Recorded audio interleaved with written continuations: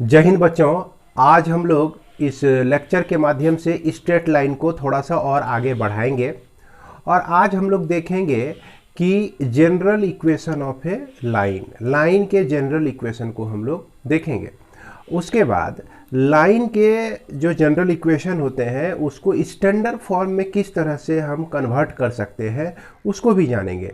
क्योंकि यह general equation कहने का मतलब ये हुआ कि ये एक ऐसा इक्वेशन जो सभी रूपों में बदला जा सके। कहने का मतलब कि अभी तक जो हम लोग लाइन के इक्वेशन को पढ़े हैं, point slope form, 2 point form, intercept slope form, तो इस तरह के सारे स्टैंडर्ड फॉर्म में कन्वर्ट होने वाले इक्वेशन को हम लोग जनरल इक्वेशन ऑफ लाइन कहते हैं।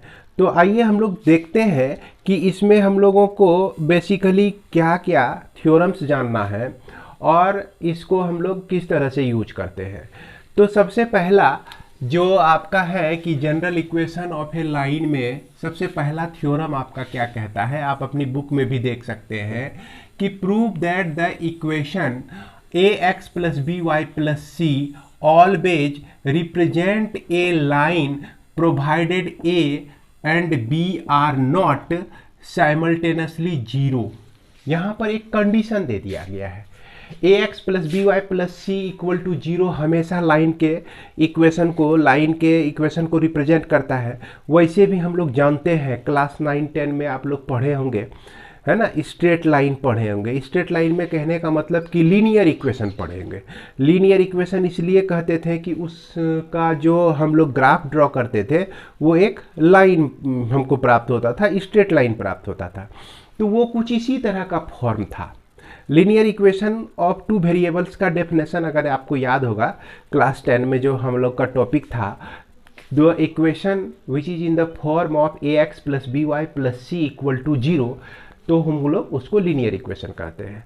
किसका भाई? Straight line. वो किसको रिप्रेजेंट करता है? स्ट्रेट लाइन को। तो यहाँ स्ट्रेट लाइन का इक्वेशन जो है ये हो गया और यहाँ पर a और b जो है एक साथ कभी जीरो नहीं है।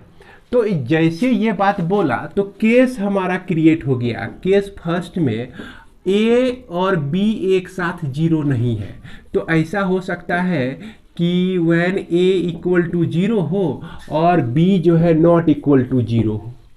तो a इक्वल टू जीरो और इक्वेशन हमारा है ax plus b y plus c equal to zero है।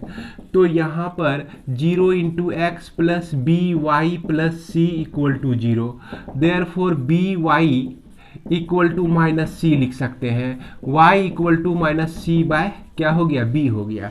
तो अब ये देखिए y इक्वल टू ए के फॉर्म में आ गया, यानी कि यह जो इक्वेशन होगा आपका y इक्वल टू कॉन्स्टेंट के फॉर्म में। क्या किसके फॉर्म में? कॉन्स्टेंट के फॉर्म में आ गया। तो यह रिप्रेजेंट करता है एक्सिस के पैरेलल लाइन के इक्वेशन को, है ना। ये हम क्या कह सकते हैं कि विच इज पैरेलल टू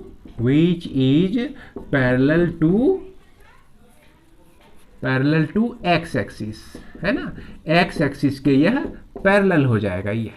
वो अब केस सेकेंड में अगर हम लोग देखते हैं तो यहाँ पर ऐसा कर दें कि a को ही हम लोग जीरो नहीं लें एंड b को जो है हम लोग जीरो ले लें।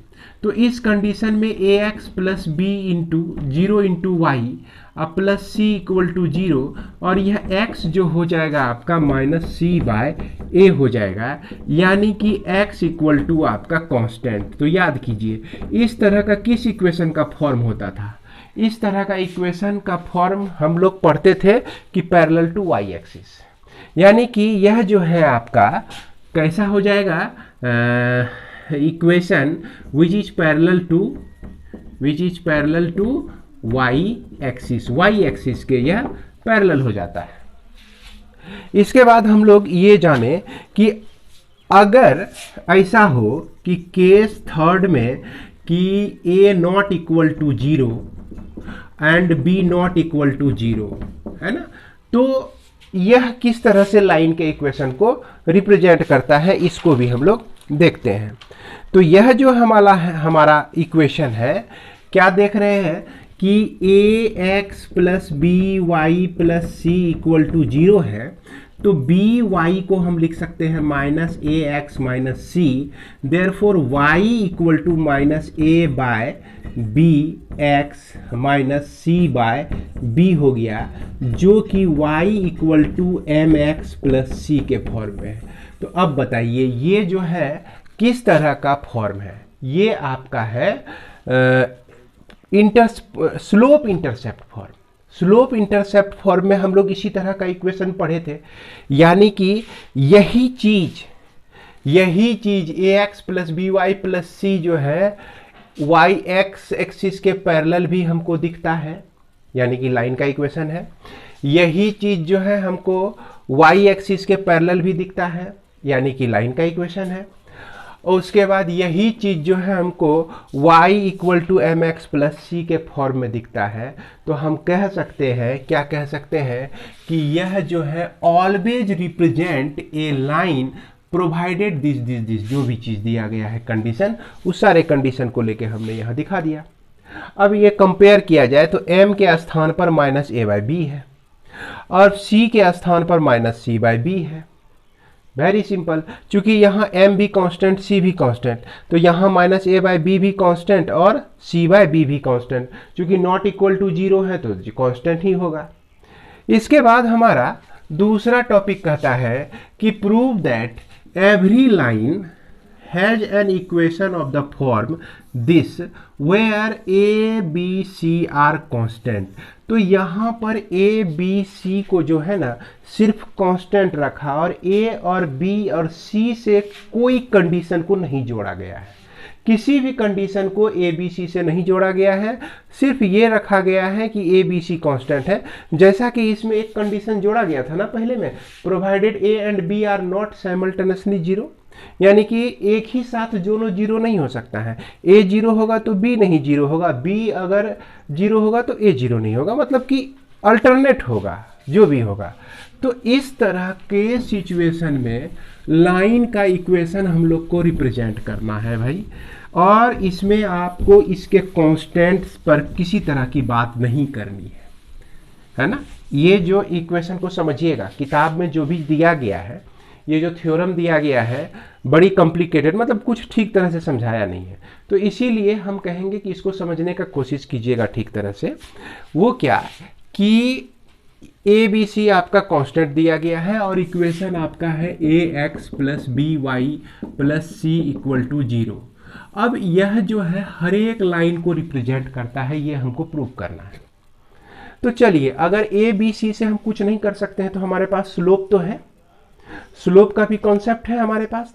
तो स्लोप के बारे में देखिए कि अगर कोऑर्डिनेट एक्सिस में अगर यह परपेंडिकुलर हो, एक्स एक्सिस की परपेंडिकुलर हो, पैरेलल टू वाई एक्सिस हो, तो इसका स्लोप जो होता है नॉट डिफाइंड होता है 1/0, यानी कि tan 90 डिग्री जो है, tan 90 डिग्री जो है यह आपका नॉट डिफाइंड होता है। अब यहाँ थीटा जबकि 90 डिग्री हुआ तो tan 90 डिग्री जो है नॉट डिफाइंड है। तो स्लोप के आधार पर एक सिचुएशन ये भी हो सकता है कि थीटा 90 डिग्री के बराबर हो, एक सिचुएशन यह भी हो सकता है थीटा 90 डिग्री के बराबर नहीं हो, तो 90 डिग्री से छोटा हो, 90 डिग्री से बड़ा हो। तो यही दो केस हम यहां पर ले सकते हैं। चूंकि ए बी सी से रिलेटेड कुछ नहीं हमको सोचना है, तो किसके बारे में सोच सकते हैं हम? स्लोप के ही बारे में सोच सकते हैं। तो ये जो पहला स्लोप आप थीटा इक्वल टू 90 डिग्री लेते हैं, तो ये केस क्रिएट क्या करता है? तो चलिए हम इसको when theta equal to slope 90 degree है ना, इट मीन्स हो गया कि लाइन पैरेलल टू क्या हो गया? वाई एक्सिस के पैरेलल हो गया। अब ये देखिए, वाई एक्सिस के अगर कोई लाइन पैरेलल होता है तो हम जान रहे हैं कि वह x इक्वल टू कॉन्स्टेंट के फॉर्म में होता है। क्या होता है भाई? कांस्टेंट के फॉर्म में होता है। तो जब कांस्टेंट के फॉर्म में होता है तो इसको हम यहां पर a x plus b y plus c equal to आपका 0 है। अगर इसमें ऐसा हो जाए, ऐसा कर दें हम लोग कि a x plus b y 0 into y अब प्लस सी इक्वल टू 0 कर दें, तो हम देखते हैं कि a x plus c equal to 0, it means x equal to minus c by a, यानी कि एक्स इक्वल टू आपका क्या हो जाता है, कांस्टेंट हो जाता है। यह जो इक्वेशन दिखा रहा है किसको दिखा रहा है, ये किसको दिखा रहा है, ये परपेंडिकुलर टू एक्स एक्सिस दिखा रहा है। और इसको हमने डिराइव किससे किया है, किससे किया है, इसी से किया है। और यहाँ पर अगर आप कहेंगे कि सर यहाँ पर आप 0b का वैल्यू क्यों ले लिए, तो चूंकि b क्या है आपका कांस्टेंट है। अब कांस्टेंट है तो कांस्टेंट 0 भी तो हमारा क्या है, कांस्टेंट ही है। तो जब 0 हमारा कांस्टेंट है तो 0 लेके हम देखते हैं और इसको मैच करते हैं किससे, स्लोप के फॉर्म में। तो हम स्लोप को जब इन्फिनिटी करते हैं या थीटा 90 डिग्री लेते हैं, देखते हैं 90 डिग्री लेने के बाद हम इस फॉर्म में आ सकते हैं कि नहीं, तो बिल्कुल आ सकते हैं। ए बी सी जो है इसमें भी आपका क्या है, कांस्टेंट ही है। तो इसके बाद अब केस सेकेंड क्रिएट क्या हो जाता है कि when theta equal to not equal to 90 degree, यानी कि लाइन जो है not parallel to x axis, y axis के पैरेलल नहीं हुई है। तो वाई एक्सिस के जब पैरेलल नहीं होता है तो स्लोप इसका कुछ ना कुछ रहेगा ही। तो स्लोप के फॉर्म में हम लोग अभी तुरंत लिखें, क्या लिख सकते हैं कि b y equal to minus a x minus c equal to a x minus c, which implies that y equal to minus a by b x minus c by b. तो यह आपका आ गया y equal to m x plus c के form में आ गया। अगर यह पैरेलल नहीं हो, स्लोप इसका m का वैल्यू जो है कुछ ना कुछ हो इसमें, तो उस कंडीशन में हम जो इक्वेशन डिराइव करते हैं उस वह भी जो है आपका लाइन का इक्वेशन होता है। और यह जो हमको मिला किससे मिला, a x plus b y plus c equal to 0 से मिला। तो इसलिए हम कह सकते हैं कि यह जो है हमेशा a x plus b y plus c equal to 0 हमेशा लाइन के इक्वेशन को रिप्रेजेंट करती है। तो उम्मीद करते हैं कि आपको यहाँ पर समझ में आया होगा। अगर थोड़ी मोड़ी समझ में कमी भी रह गई हो तो देखिए आप इसको यहाँ तक के पोर्शन को फिर से रिपीट करके देख सकते हैं। बावजूद इसके भी नहीं अगर आप समझना चाहते हैं या समझ में नहीं आता है, माफ़ करेंगे, नहीं समझ पाते हैं, तो कोई दिक्कत नहीं है, आपको प्रॉब्लम में बनाने में कोई दिक्कत नहीं होगी। आपको मेनली जो है ये चीज़ समझना है, reduction of general form to standard form, ये चीज़ को समझना बहुत जरूरी हो जाता है। इसको आप नहीं समझिए कोई दिक्कत नहीं है, इसको आप नहीं समझिए कोई दिक्कत नहीं है, क्योंकि यह दोनों जो है ना आपके नॉलेज के बेहद स्ट्रॉन्ग सपोर्ट के लिए है। यह दोनों थ्योरम प्रायः हमने देखा है कि बहुत बच्चों का नोट्स हमको देखने को मिला है, इस दो थ्योरम की चर्चा ही नहीं होती है उसमें। डायरेक्ट कोई टीचर गए और बताए कि हाँ भाई जनरल फॉर्म से स्टैंडर्ड फॉर्म में हम लोग किस तरह से कन्वर्ट करते हैं, उसके बाद प्रॉब्लम पर कूद पड़े, प्रॉब्लम पर हो गया आक्रमण और प्रॉब्लम का तबाही मचा दिया जाता है। तो लेकिन हम लोग को प्रॉब्लम को तबाही नहीं मचाना है, प्रॉब्लम को सॉल्व करना है। तो अब ये चीज जो आप देख रहे हैं ना, ये चीज जो देख रहे हैं, यह आपका ये जनरल फॉर्म हो गया a x plus b y plus c equal to 0। अब पहला नंबर कहता है कि slope intercept form, slope intercept form में आपको कन्वर्ट करना है। तो भाई स्लोप इंटरसेप्ट फॉर्म तो आप लोग जान ही रहे हैं, है कि नहीं। इसमें क्या होता है, y equal to m x plus c होता है, और इसको कितनी बार ही हमने, अभी ये 2 बार कर चुके हैं। हम क्या लिख सकते हैं, बी वाई को लिख सकते हैं हम minus a x minus c, और y को हम लोग लिख सकते हैं minus a by b x minus c by b. और यहाँ पर कंपेयर कीजिए, m के स्थान पर माइनस ए बाई बी आ जाता है और c के स्थान पर यह c बाय बी आ जाता है, यह स्मॉल c है। है ना, यहाँ पर स्मॉल सी है और यहाँ कैपिटल सी है, तो ये आ जाता है। ये आपका हो गया किस फॉर्म में, स्लोप इंटरसेप्ट फॉर्म में। और दूसरा नंबर कहता है इंटरसेप्ट फॉर्म में। इंटरसेप्ट फॉर्म में हम लोग किस तरह से करेंगे, तो ये आपका a x plus b y equal to minus c लिख सकते हैं। सी को हम राइट साइड लेके चले गए। अब सभी टर्म को माइनस सी से माइनस सी से माइनस सी से डिवाइड कर दिए, तो देखिए क्या मिलता है, x by minus c by a लिख सकते हैं इसको। अब y by minus c by b लिख सकते हैं इसको, और यहाँ पे माइनस सी कट के 1 हो गया। अब यहाँ पर आप ये नहीं पूछिएगा सर ए जो है डायरेक्ट नीचे से ऊपर से नीचे क्यों आ गया, क्यों कूद गया, आत्महत्या क्यों कर लिया। तो इसका नियम ही है, देख सकते हैं कि यही इसी को सॉल्व करेंगे तो ये a जो है आपका a के साथ मल्टीप्लाई हो जाएगा, ना कि c के साथ मल्टीप्लाई होगा। और यहाँ b जो है आपका y के साथ मल्टीप्लाई हो जाएगा, ना कि c के साथ मल्टीप्लाई हो जाएगा। तो अब इसको ध्यान से देखिए, यह आपका किस फॉर्म में है, x by a plus y by b equal to 1 के फॉर्म में है। और इंटरसेप्ट फॉर्म में जब हम इक्वेशन को पढ़े थे तो इसी तरह पढ़े थे। तो यहाँ a के स्थान पर क्या आ गया भाई, a के स्थान पर आ गया माइनस सी बाय ए हो गया, अब b के स्थान पर माइनस सी बाय बी हो गया। तो ये बदल गया आपका किस फॉर्म में, इंटरसेप्ट फॉर्म में। ये दोनों आपको जानना है। अब तीसरा हम लोग देखते हैं नॉर्मल फॉर्म में हम लोग किस तरह से कन्वर्ट कर सकते हैं। तो नॉर्मल फॉर्म में कन्वर्ट करने के लिए हमको क्या करना है, इसमें सिंपल है, एक हम कांस्टेंट की तलाश करेंगे, है ना, कांस्टेंट की तलाश करेंगे। और वो कांस्टेंट को कैसे ढूंढेंगे भाई, कैसे निकालेंगे, उस कांस्टेंट को निकालेंगे हम लोग square root of a square plus b square, है ना। अब क्या करते हैं कि डिवाइडिंग बोथ साइड्स, अच्छा एक मिनट, इसको आप इस तरह से लिख लीजिए, a x plus b y equal to minus c. अब यह ए एक्स को डिवाइड कर दीजिए square root of a square plus b square plus b by root under a square plus b square y, और equal to minus c by root under a square plus b square.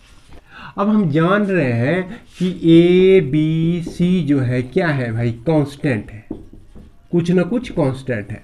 अब इस पार में देखिए constant का कुछ भी कीजिए, multiply कीजिए, डिवाइड कीजिए दो कांस्टेंट को, तो वो कांस्टेंट बन के ही रह जाएगा। लेकिन अब यहाँ a by square root of a square plus b square, ये समझ में क्या आ रहा है आपको, ध्यान दीजिएगा। अगर टेन थीटा यानी कि टेन अल्फा इक्वल टू हमारा a बाय बी रहे, तो यह p बाय क्या हो गया, p बाय b हो जाता है हमारा।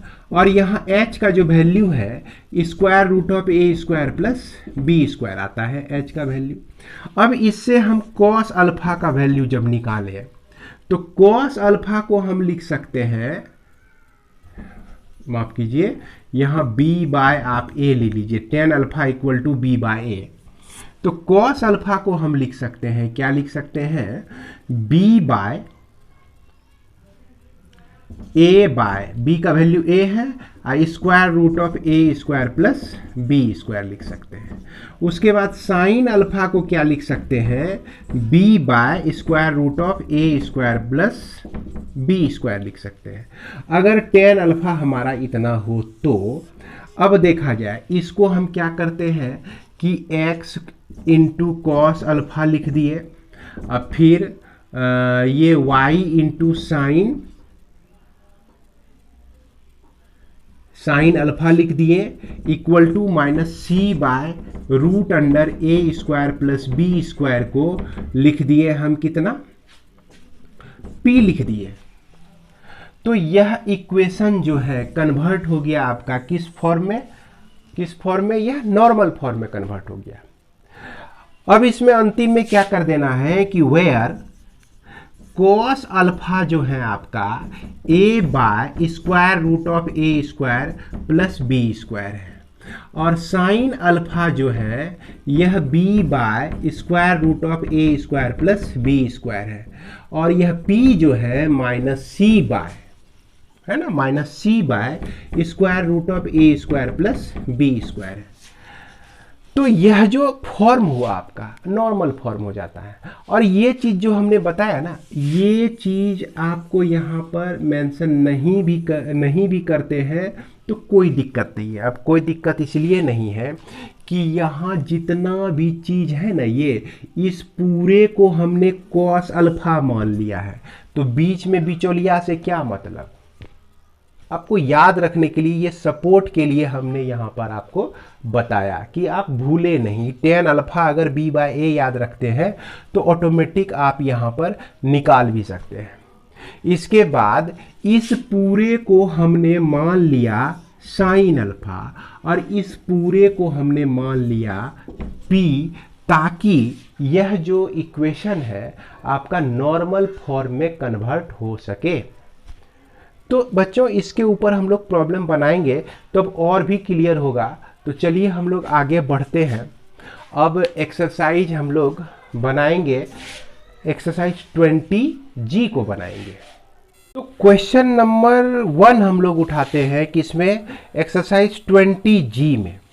तो 20G को देखिएगा ना, तो इससे हल्का एक्सरसाइज हमको लगता है कि अभी तक आप लोग नहीं देखे होंगे स्ट्रेट लाइन में, क्योंकि यह जो है बड़ी आसान सा प्रॉब्लम है। ये समझिए बच्चा वाला प्रॉब्लम है।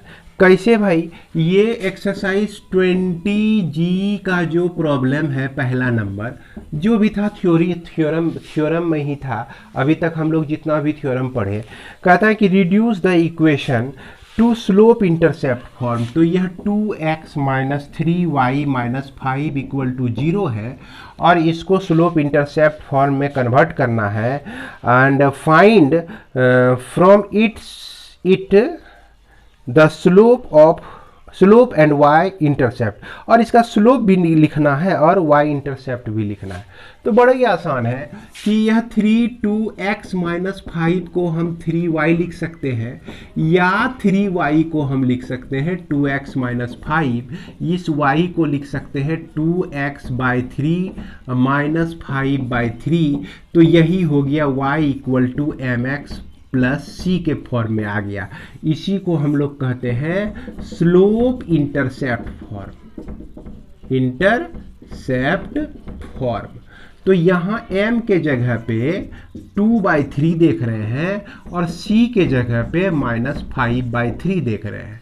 अब क्वेश्चन नंबर 2 जो है आपका सेम एज क्वेश्चन नंबर 1 है। 1 क्वेश्चन नंबर जिस तरह से आप बनाए उसी तरह से आपको 2 भी बना लेना है इजी, बहुत इजी है। क्वेश्चन नंबर 3 भी उसी तरह का है भाई। 3 जो है सेम एज क्वेश्चन नंबर 1 है, 1 ही की तरह है। इसमें भी आपको स्लोप इंटरसेप्ट फॉर्म में ही लिखना है। चलते हैं क्वेश्चन नंबर 4 में। तो 4 में जो है थोड़ा सा अलग किया है कि यह 3x minus 4y plus 12 equal to 0 है और इसको आपको कन्वर्ट करना है इंटरसेप्ट फॉर्म में।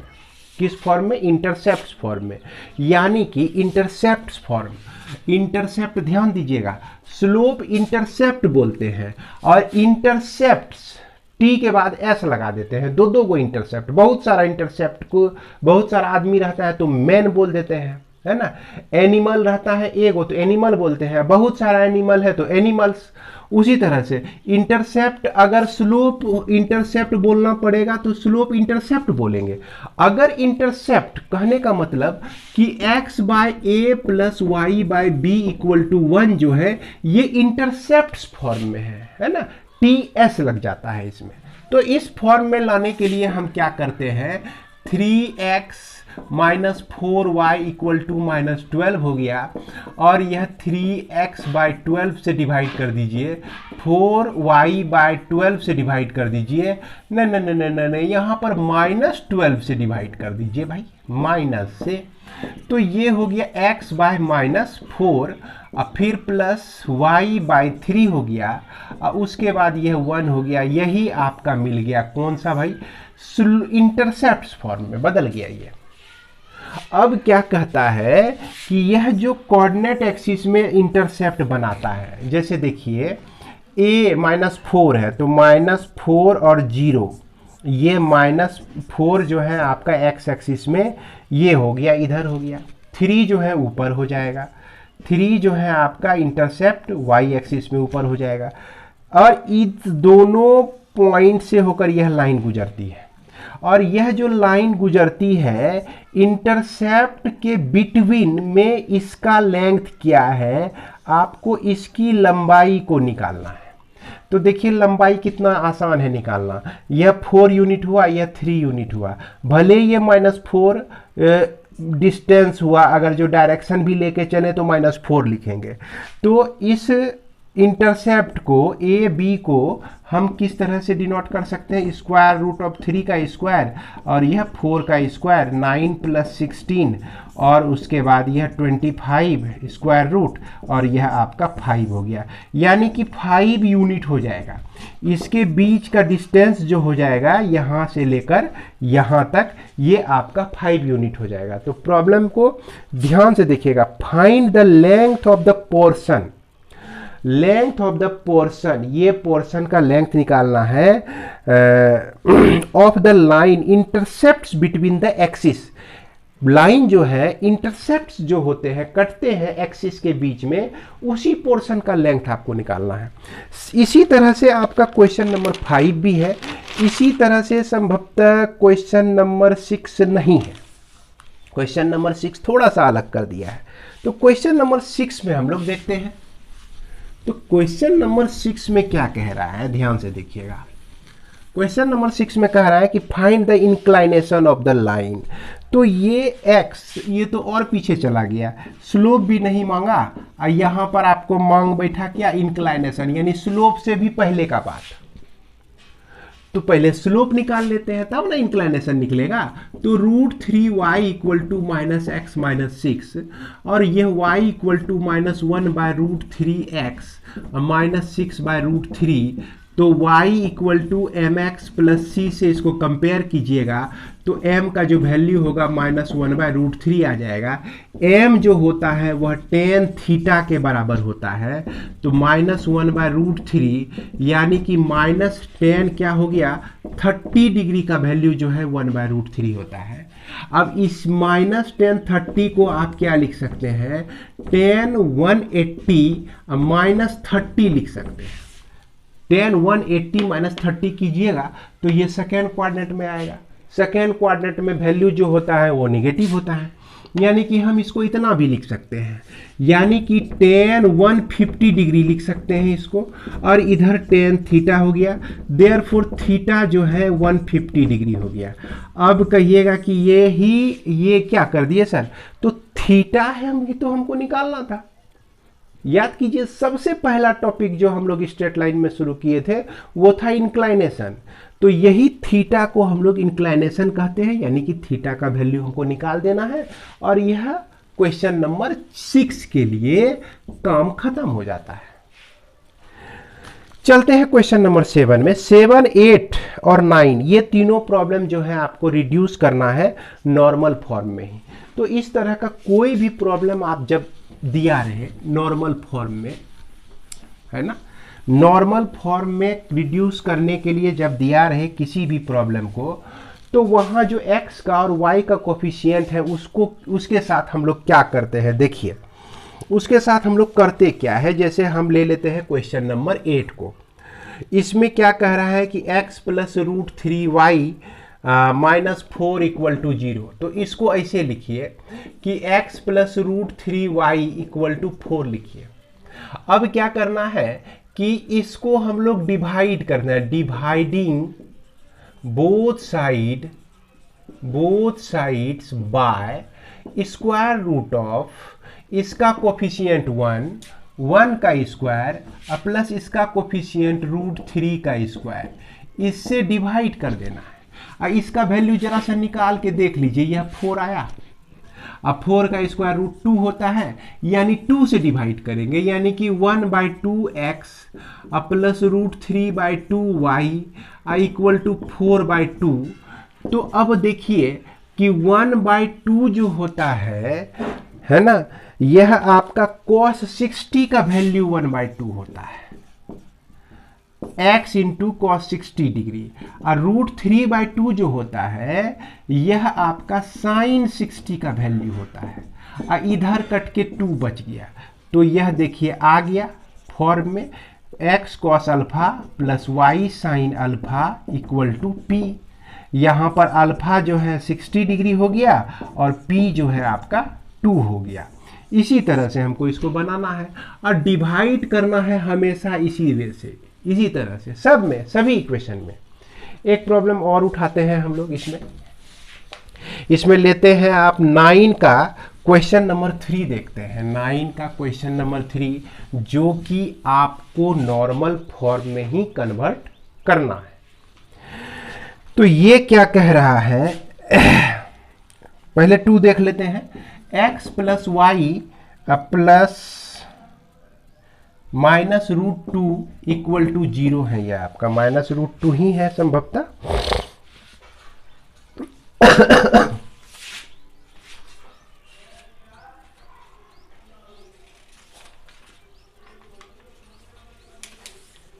प्लस √2 है ना, प्लस √2 इक्वल टू 0। तो इसको लिखना है हमको x plus y equal to minus √2 है। अब देखा जाए किससे इसको डिवाइडिंग करना है, dividing both sides by square root of x का कोफिशिएंट 1 है तो 1 का स्क्वायर, फिर y का कोफिशिएंट 1 है तो 1 का स्क्वायर यानी कि √2 से डिवाइड करना है। तो 1/√2x 1/√2y equal to minus √2/√2 हो गया। ये आपका 1/√2 कॉस कितने डिग्री का वैल्यू 1/√2 होता है भाई, 45 का वैल्यू। तो यहाँ पर लिखेंगे x इंटू कॉस 45 डिग्री और फिर y इंटू साइन भी 45 डिग्री और इक्वल टू √2 बर्बाद हो गया, इक्वल टू -1। तो यही आपका रिक्वायर्ड इक्वेशन हो गया। और यह रिक्वायर्ड इक्वेशन में थोड़ी सी कमी है। क्या कमी है, यह -1 के बराबर नहीं हो सकता है। p जो है आपका हमेशा क्या होगा, पॉजिटिव होगा। तो इसके लिए हम क्या करते हैं कि x माइनस कॉस 45 डिग्री लिख दिए और फिर y into minus sine 45 degree लिख दिए और इक्वल टू 1 लिख दिए। चूंकि माइनस से इसको मल्टीप्लाई किए और इधर भी मल्टीप्लाई करेंगे तो यह प्लस में बदल जाएगा। ध्यान रखना है बच्चों, ये जो आपका नॉर्मल फॉर्म होता है, नॉर्मल फॉर्म में p क्या होता है, p जो होता है डिस्टेंस होता है। कहाँ से कहाँ तक का डिस्टेंस, यह जो आपका परपेंडिकुलर हम लोग लेते हैं p, ये p डिस्टेंस जो है आपका निगेटिव में नहीं हो सकता, क्योंकि कोऑर्डिनेट से इसको कोई मतलब नहीं है। ये एक्चुअल में थ्योरम भी कहता है कि इसका एक फिक्स्ड डिस्टेंस है, इसके डायरेक्शन के बारे में किसी तरह की चर्चा नहीं की गई है, इसीलिए हमारा राइट साइड में पॉजिटिव रहना चाहिए। अब चलिए इसको हम लोग सॉल्व करते हैं। ये x इंटू कॉस, अगर इसको 180 प्लस 45 लिखते हैं तो माइनस कॉस 45 डिग्री आता है कि नहीं, इसको देखते हैं। 180 प्लस 45 आपका चला गया थर्ड क्वाड्रेंट में, कोई दिक्कत नहीं है, निगेटिव में एबे करता है। अब फिर y इंटू साइन 180 प्लस 45 लिखते हैं इसको भी, तो यह भी चला जाता है थर्ड क्वाड्रेंट में, तो यह भी आपको माइनस ही देता है।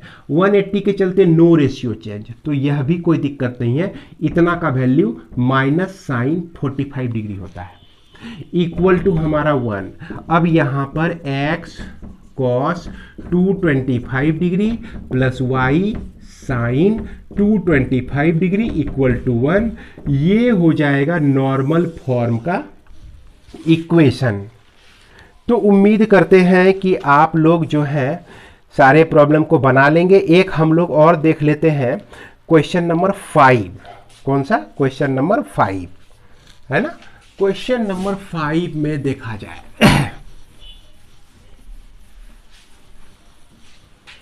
क्वेश्चन नंबर 5 में कह रहा है कि यह आपका 4x plus 3y minus 9 equal to 0 है। 4x plus 3y equal to 9 हो गया। अब डिवाइड करेंगे, dividing both sides by square root of x का कोफिशिएंट और फिर y का कोफिशिएंट। तो ये हो गया आपका, देखिए इसको सॉल्व कीजिए, 5 आएगा। तो 4/5x plus 3/5y equal to 9/5 हो गया। अब यदि हम इसको लिख दें x into cos alpha plus y into sine alpha equal to p लिख दें, तो वेयर कॉस अल्फा का जो वैल्यू हो जाएगा यह आपका 4/5 हो जाएगा, साइन अल्फा का जो वैल्यू हो जाएगा यह 3/5 हो जाएगा, और p का जो वैल्यू हो जाएगा यह आपका 9/5 हो जाएगा। आप इस तरह से भी यहाँ पर लिख सकते हैं। उम्मीद करते हैं कि इस एक्सरसाइज के प्रॉब्लम को बनाने में आपको ज़्यादा दिक्कत नहीं होगी, क्योंकि स्ट्रेट लाइन बहुत इजी चैप्टर है बच्चों। और अंत में मैं यही कहूँगा कि आप लोग जितना हो सके मेरा सहयोग करें, अपने मित्रों को भी बताएं, और इसी के साथ इस वीडियो को मैं विराम देता हूँ। जय हिंद।